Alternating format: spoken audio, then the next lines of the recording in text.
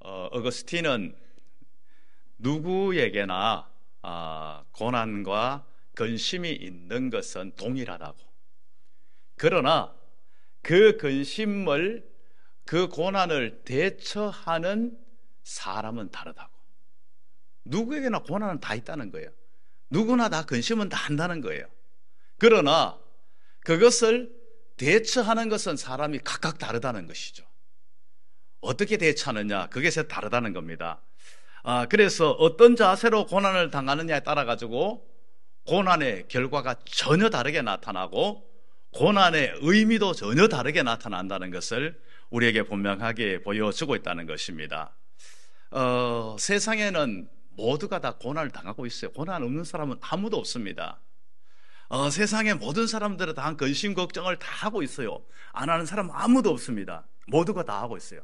그런데 그것을 우리가 어떻게 하고 있느냐, 그 어떻게 대처하느냐에 따라 가지고 완전 결과와 의미는 완전히 달라지게 된다는 겁니다. 우리 성도는 어떻게 해야 됩니까? 우리는 복음성경 가사에도 있듯이 왜 나만 겪는 고난이냐고, 그렇게 우리는 주저앉아 있는 게 성도가 아니죠. 불평하는 게 성도가 아닙니다. 성도는 어떤 사람입니까? 고난의 뒤편에 있는 주님이 주실 은혜를 믿음의 눈으로 바라보면서 우리는 그것을 대처해 나간다는 겁니다. 이게 바로 성도라는 겁니다. 왜 나만 겪는 고난이냐고 불평하는 것은 성도의 모습이 아니라는 겁니다. 믿음의 사람들의 모습은요, 우리는 고난의 뒤편에 있는 그 하나님이 주실 은혜를 믿음의 눈으로 바라보면서 감사하는 것이 우리 믿음의 사람들의 모습이라는 것입니다. 그렇게 되면요, 우리에게 있는 근심과 환난마저도 축복의 기회가 될 수 있다는 것을 우리에게 분명하게 알려주고 있는 것입니다. 신앙인이라고, 우리 믿음의 사람들, 이 성도라고 왜 고난이 없겠어요? 왜 환난이 없겠어요? 왜 근심이 없겠어요? 왜 억울한 일을 안 당할 수 다 있어요. 없는 사람은 없어요. 다 똑같이 당합니다. 그러나 이것이 하나님께로 연결하고자 하는 믿음만 있으면, 하나님께서 이 속에서 모든 것을 아시고 개입하시고 역사하신다는 그러한 믿음과 거기에 대한 확신만 있으면 그 모든 것들을 얼마든지 바르게 대처해 나갈 수 있는 그러한 것이 되어진다는 것을 우리에게 보여주고 있다는 것입니다. 그렇기 때문에 우리는 그런 측면에서 볼 때요, 고난 자체가, 또한 억울한 일 자체가 마냥 그 자체가 잘못되어진 것이라 생각할 것이 아니라 오히려 그 속에서 하나님의 놀라운 역사를 경험할 수 있는 그런 기회로 삼아야 된다는 것을 우리에게 분명하게 보여주고 있습니다. 우리는 그때 어떤 모습으로 우리는 살아가는가, 우리가 어떤 자세로 살아가는가 참 중요하다는 겁니다. 초대교회 이렇게 사람들을 연구한 한 신학자가요, 초대교회 그 사람들의 그 내용들을 이렇게 사람들의 그 생활을 연구하다가 보니까 이름이, 똑같은 이름이 계속해서 반복되어져 나오는 거예요. 뭔가 디테오스라는 이름이 반복되어 나와요. 앞에 디테오스 폴, 디테오스 존, 디테오스 이러면서 뭐가 자꾸 반복되어 나오는 거예요. 그래서 디테오스라는 뜻이 무엇인가 봤더니요, 염려하지 않는 사람이라는 겁니다. 염려하지 않는 사람. 여러분 이름에다가요, 이제 한번 같이 해볼까요? 디테오스, 자신의 이름을 딱 하는 거예요. 이름까지 한번 성을 한번 붙여봅시다. 디테오스 조. 한번 해보시죠. 자, 같이 해봐요. 디테오스 조. 여러분 같이 해보자니까요. 예, 자, 같이 시작. 디테오스 조. 예, 그래, 염려하지 않는 사람이에요. 염려하지 않는 사람. 그러니까 초대교회 성도들은요, 바로 염려하지 않는 사람들이라는 겁니다. 특징이에요. 왜 염려하지 않습니까? 하나님을 의지하니까요. 하나님을 바라보니까. 하나님과 연결되어 있으니까요. 그래서 염려하지 않는다는 겁니다. 초대교회 염려거리가 없었습니까? 아니, 굉장히 환난이 많았고 굉장히 어려움이 많았다는 거 우리는 상식으로 알고 있잖아요. 그럼에도 불구하고 그 속에서도 근심하거나 환난을 두려워하지 않고 염려하지 않는 것은 바로 믿음의 사람들의 특징이라는 사실을 잘 보여주고 있다는 것입니다. 베드로, 여러분 어떤 사람입니까? 베드로는 참 보면요, 이렇게 우리가 베드로는 염려 많은 사람이라고 우리는 알 수가 있어요. 왜 그런가 하면요, 베드로는요 굉장히 상당히 베드로를 연구해 보면요 굉장히 걱정이 많아요. 큰 소리는 뻥뻥 치고 있는데 뒤에서는 속에서는 굉장히 걱정하고 염려를 많이 하는 사람이에요. 막 그냥 그 어떤 면에서는요 제일 용감한 것 같아요. 막 파도가 막 치고 막 폭풍가 막 몰아치는데 막 유령인가 막 두려 떨는데 나니 두려워하지 말라 그러니까 주님이 계시거든 나를 걸어오게 하소서 막 12명 중에서 제일 먼저 나서가지고 나오는 것 같아요. 그런데 막상 딱 나가가지고는요 염려 속에 사로잡혀버려요. 와, 이 물이 나를 확 뒤엎으면 어떻게 하나 하고 막 그냥 염려를 해요. 두려워해요. 그리고 뭐 세금을 내야 됩니까 안 내야 됩니까, 이거 어떻게 해야 돼요, 뭐 염려를 해요. 그리고 정말 죽을까 싶어가지고 막 예수님 모른다고 막 부인하고 이런 사람이에요. 그런데요 베드로가 어떻게 바뀝니까? 베드로가 바뀌는 모습이요, 베드로전서 5장 7절 너희 염려를 다 주께 맡기라 이는 그가 돌보심이라. 베드로가 염려의 문제를 어떻게 해결하고 있습니까? 주님께 다 맡기라는 겁니다. 주님이 돌보시기 때문이라는 겁니다. 주님과 연결되어져야 돼요. 연결되어져야 돼요. 염려 안 해야지. 염려 안 됩니까? 염려 안 하고 싶어서 안 하는 게 아니에요. 주님 앞에 다 내어 맡겨야 되는 겁니다. 다 내어 맡겨야 돼요. 오늘 우리 모두는 다 염려하고 있습니다. 저도 염려가 있고요. 염려거리 없는 사람은 아무도 없습니다. 이 자리에 없다고 생각하면 스스로 뭔가 모르는 사람들이 다 있어요. 다 있어요. 오늘 여러분들 그 모든 염려를 주님께 다 맡기고 가시길 바랍니다. 기도하며 다 맡기고 갈 때도 들고 가지 마시고 다 맡기고 가시기 바랍니다. 주님이 돌보신다는 겁니다. 주님이 책임지신다는 사실을 믿으시길 바랍니다. 이제 22절에 보면요, 이제 그리스도인들이 이제 어떤 기쁨을 누리는가에 대해서 말씀하고 있어요. 지금은 너희가 근심하는 모습을 가지고 있다는 겁니다. 왜 근심하고 있는가? 요한복음 14장, 15장, 16장은요 예수님께서 이제 너희를 떠난다는 거예요. 이 말씀을 하고 있는 거예요. 자, 그 말씀을 듣고 있는 제자들 심정이 어떨까요? 굉장히 근심이 되겠죠. 걱정이 되겠죠. 정말 그러신 건가? 정말 그렇게 되면 어떻게 하나? 우리는 뭐 어떻게 되나? 능력의 주님이라고 우리는 따라왔고 저분을 통해서 뭔가 정말 우리는 뭔가 인생을 한번 고쳐보려고 왔는데, 출세 한번 하려고 왔는데 저분이 정말 말한 그대로 떠나버리면 어떻게 하나? 이렇게 근심하고 있는 거예요. 염려하고 있는 거예요. 이 부분에 대해서 뭡니까? 그래서 걱정하지 말라는 겁니다. 내가 너희 떠나지만은 이제 너희와 함께 하겠다는 거예요. 내가 떠나는 걸로 끝나는 게 아니라는 거예요. 요한복음 14장에서부터 계속해서 말씀하는 게 그거예요. 너 떠난다고 내가 정말 떠나는 게 아니라 너희와 항상 함께 한다. 나는 너희 가운데 있다. 내가 다시 너희를 보겠다. 이 말은 뭡니까? 너희 속에 계속 임하고 역사한다는 것을 보여주고 있다는 겁니다. 주님이 지금 현재 우리 눈에 보이지 않는다고 주님이 우리와 함께 하지 않습니까? 아닙니다. 주님은 분명히 약속하신 대로 세상 끝날까지 너희와 항상 함께 하시리라는, 오늘 우리가 모인 이 자리에도 함께 하십니다. 여러분이 가시는 모든 곳곳에서 주님은 여러분과 함께 하시라는 겁니다. 우리 그 사실 확고하게 믿어요. 이걸 믿어야만이 염려 많고 불안한 세상에서 우리가 진짜 기쁨을 누릴 수 있어야 이게 있어야만 되는 거예요. 이걸 확고하게 믿어야 돼요. 이거 확고하게 붙잡아야 돼요. 제자들이 붙잡아야 될 게 이거였어요. 예수님이 떠난다고 끝나는 것이 아니라 성령님을 통해서 함께 하시고 실제적으로 주님은 늘 항상 함께 하시는 그것을 믿어야만이 주님의 임재가 우리가 모일 때마다 있다는 사실을 믿을 때에 세상에 겁날 것 없는 거예요. 우리가 좁은 길을 걸어가도 성령님이 나와 늘 동행한다는 사실을 믿을 때에 우리는 좁은 길을 자신 있게 걸어갈 수 있는 거예요. 그럴 때에 우리는요, 염려하지 않고 그 속에서도 기쁨을 누릴 수 있는 모습이 된다는 것을 우리에게 분명하게 말씀해 주고 있는 거예요.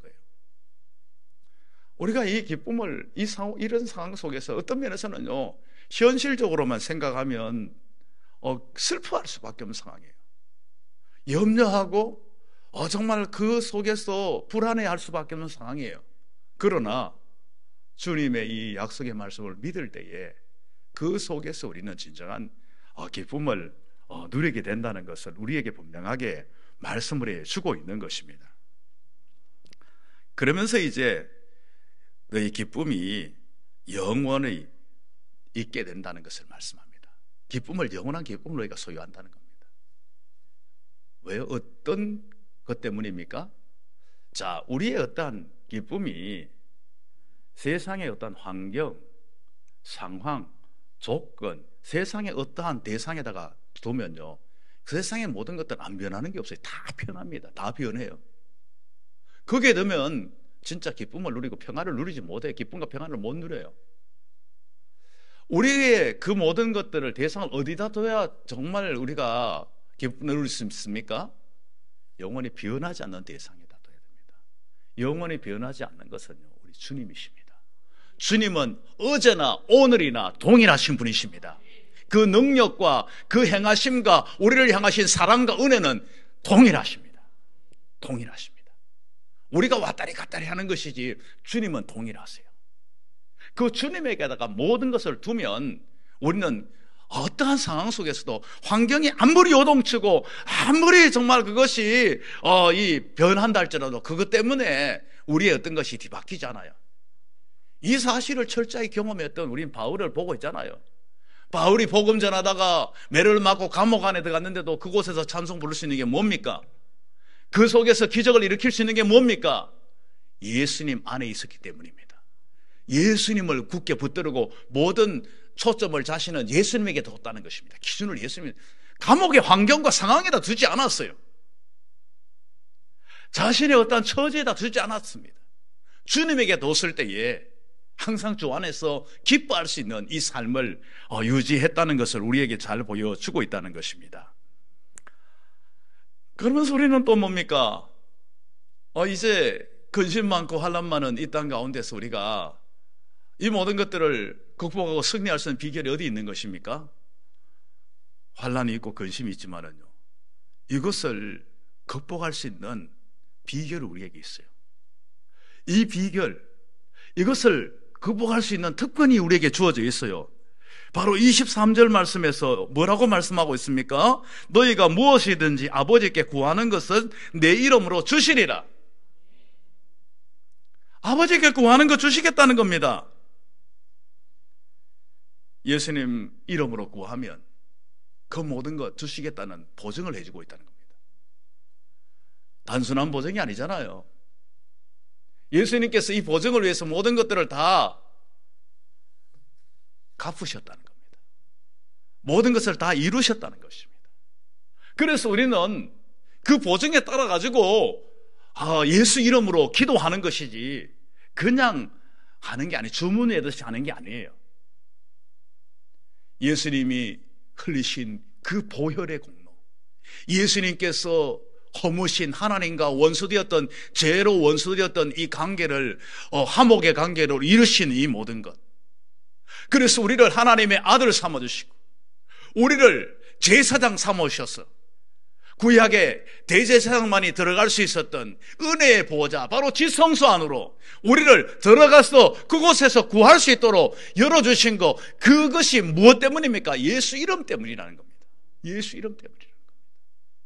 예수 이름으로 구하면 된다는 것을 우리에게 분명하게 말씀해 주고 있다는 것입니다. 예수 이름을 힘입어 우리는 구할 수 있게 되었다는 것입니다. 구하는 것 무엇이든지 다 구하면 되는 거예요. 무엇이든지요.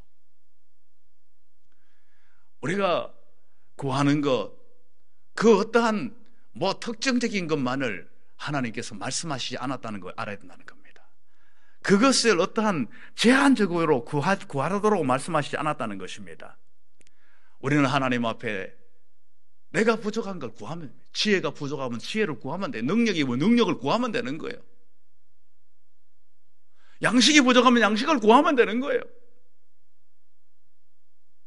일용할 양식을 주옵시고, 우리는 구하면 돼. 예수님이 가르쳐 주신 거예요. 뭐 양식을 구하는 것은 천박하고 뭐 영적인 거 구하는 것을 고상하고 이렇게 생각할 필요 없어요. 무엇이든지 주님은 구하라고 말씀하고 있어요. 이거는 뭐 다른 데다 의지하고 나 이거는 뭐 고상하니까 주님은 그럴 필요가 없어요. 그냥 있는 모습 그대로 나의 전 모든 영역을요, 하나님 앞에 모든 걸 다 내어 맡기는 걸 주님이 가장 기뻐하세요. 어느 부분은요, 이 부분은 주님이 책임지시고 요건 내가 책임질게요, 요건 내가 알아서 할게요. 그거 하나님 원치 않아요. 하나님은 전 영역을, 모든 부분을 다 맡아서 책임지시기를 원하세요. 무엇이든지 여러분 구할 수 있기를 바라겠습니다. 우리가 이러한 모든 것들을 다 구할 수 있도록 했는데 또 불구하고 우리가 이것을 활용하지 않는다면요, 우리는 얻을 수가 없어요. 이 모든 걸 다 이루어 주셨고 다 길을 열어주셨는데도요 불구하고 내가 기도하지 않으면요, 내가 믿지 않고 이것을 하지 않으면, 또한 영적인 게으름과 나태함 속에서 이걸 실천하지 않으면 이걸 누릴 수 없다는 것입니다. 이 세상 험하잖아요. 이 세상을 살아가기에 내가 너무 연약하고 너무 버겁다는 생각이 들잖아요. 그러나 우리는 하나님께서 너 약한 거 내가 안다, 내가 너를 도우리라, 나한테 구해라, 날 의지해라, 나에게 맡겨라, 주님은 말씀하고 있다는 겁니다. 그러면 세상에 겁날 것 없고 담대하게 자신 있게 살아갈 수 있는 거예요. 기도 응답에 정말 이렇게 기도 응답을 제일 많이 받았던 사람이라고 이렇게 이야기하는 조지 뮬러. 조지 뮬러가 참 이렇게 특별한 고백을 했어요. 어떤 고백을 했냐면요, 이렇게 여러분 들어보세요. 나는 하나님께서 내가 기도할 때마다 쉽게 응답해 주시지 않는 것을 감사한다. 참 완전 반전이죠. 기도 응답을 가장 많이 받았던 사람인데, 나는 하나님께서 내가 기도할 때마다 쉽게 응답해 주시지 않는 것을 감사한다. 왜냐하면 금방 응답하셨다면 내가 기도를 쉬었을 텐데, 하나님께서 내게 응답해 주시지 않으셨기 때문에 나는 기도하고 더 기도했으며 또 매달리고 또 매달렸다. 그래서 나는 기도를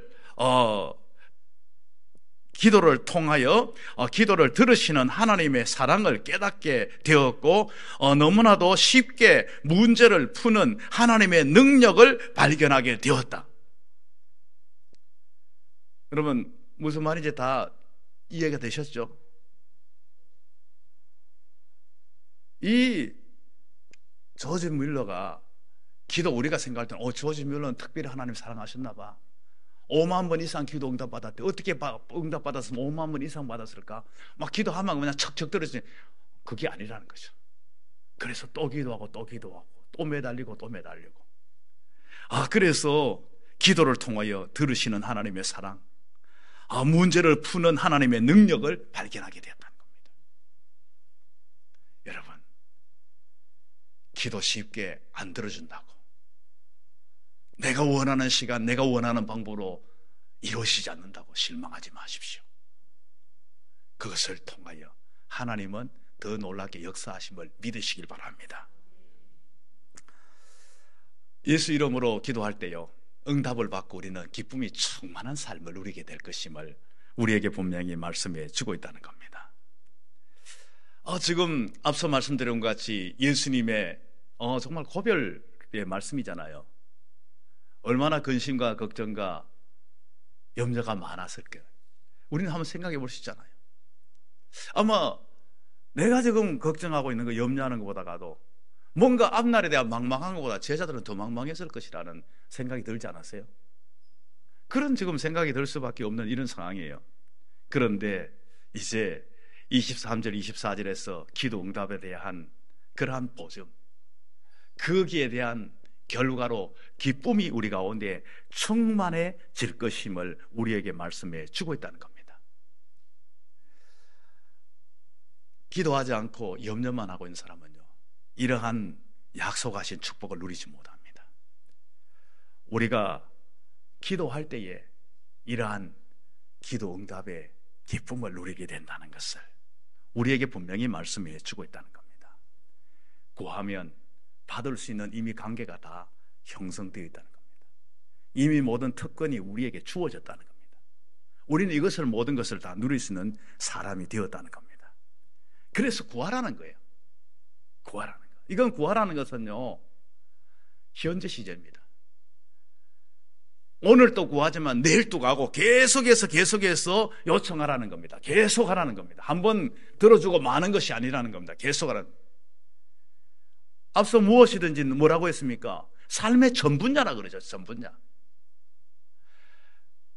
모든 분야에서 오늘 또 내일 또 계속해서 하나님 앞에 구하라고, 그러면 도움을 얻을 수 있다고 분명하게 말씀을 해주고 있다는 것입니다. 여러분, 기도는 특별한 우리의 그것이 아니에요. 우리의 생활의 일부가 되어야 됩니다. 여러분 한번 생각해 보세요. 어느 날 갑자기 전혀 어떠한 소통도 안 하다가 관계도 안 맺고 있다가 갑자기 뭐가 툭 차고 들어와가지고 뭐를 탁 요청을 할 때에 좀 여러분 황당한 경험 없나요? 한 번 또 연락 안 왔다가 한 10년 만에 고등학교 동창이 뭐 청첩장을 딱 보냈다. 좀 약간 고개를 까뜩하지 않을까요? 그러나 매일같이 연락하고 매일같이 함께 고민 있으면 나누고, 그래서 사람이 야 이번에 우리 애 결혼한다. 와 그래 내가 당장 가야지. 이건 너무나 자연스럽게 받아들이는 거예요. 자연스럽게요. 만사를 제쳐놓고 가는 거예요. 뭐 이렇게 이야기, 죄송합니다. 이거 뭐 여러분 예를 들기 위해서입니다. 하나님과 그렇다는 게 하나님과요. 우리 생활의 일부가 돼요. 생활 일부. 기도가 어떤 뭐 특별한 일만 발생하면, 문제가 생기면 하나님 앞에 나가지고 기도해야지, 이게 아니라 하나님과 그냥 일상이에요. 일상. 우리의 삶이에요. 삶의 전 부분이에요. 그냥요. 가족들하고 그냥 뭐 늘 항상 같이 어울리잖아요. 하나님은 누구라고 부르고 있습니까? 하나님 아버지. 하나님 아버지와 늘 교제. 교제가 우리의 삶의 일부가 돼야 돼요. 무슨 건수만 있을 때, 일이 있을 때만 그게 아니에요. 우리 생활의 일부가 돼가 자연스럽게 교제하고 살아가는 사람은요, 세상에 어떠한 근심을, 세상에 어떠한 환난을 만나도 우리는 두려워하지 않아요. 왜요? 하나님이 우리 아버지예요. 하나님과 나는 늘 항상 연결되어 있어요. 하나님과 난 늘 교제가 있어요. 하나님이 책임지다는 나를 믿고 있어요. 그렇기 때문에 그 모든 것 속에서 우리는 승리하고 평안을 누리고 기쁨을 누리며, 우리는 그 속에서 조금 더 흐트러지지 않아요. 이러한 은혜가 오늘 이 자리에 있는 우리 모두에게 있기를 주님의 이름으로 축복합니다.